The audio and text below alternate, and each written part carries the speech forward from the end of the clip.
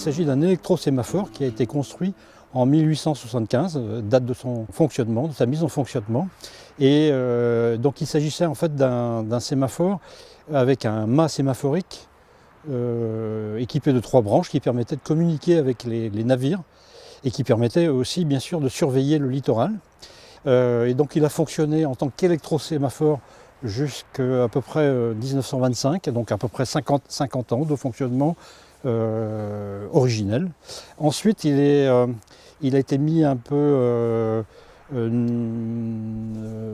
pas hors service, mais en tout cas il n'était plus il ne fonctionnait plus en tant que sémaphore. Il était simplement en réserve militaire. Et puis donc la guerre 39-45 est arrivée, donc il a été occupé par les Allemands.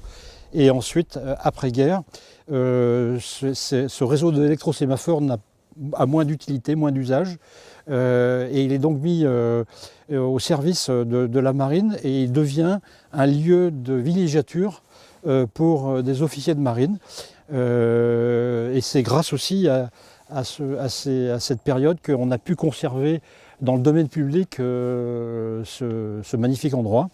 Ensuite, il a vécu plusieurs vies et il a été définitivement déclassé en 1993 et il devient propriété du Conservatoire du Littoral qui va le mettre à la disposition d'un club de voile qui s'appelle la Société Nautique de Locmariaquer.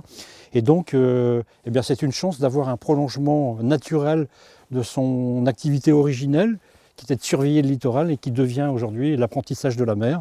Une école d'apprentissage de la mer, donc c'est une belle poursuite d'activité. L'association Nevisus, dont je suis le président, prépare depuis près de 2 ans un projet qui est d'une visite guidée, une expérience guidée du site de la Pointe de Querpenir, puisque le sémaphore est une des composantes de cet endroit, mais il y a une histoire très, très riche à faire connaître. Nous allons, puisqu'il a été donc mis en service en 1875, ça veut dire qu'en 2025 il aura 150 ans, et donc on va porter un intérêt particulier en 2025 par la création à la fois de cette visite guidée du site de Querpenir, mais aussi d'une exposition qui va être consacrée à la fois à Querpenir, à son sémaphore, mais aussi à l'ensemble des sémaphores, de l'histoire des sémaphores du Sud-Bretagne jusqu'en Vendée, et sera proposé justement aux communes du littoral qui ont été concernées historiquement par des sémaphores, mais aussi ouverts à tout usage. 1, 2.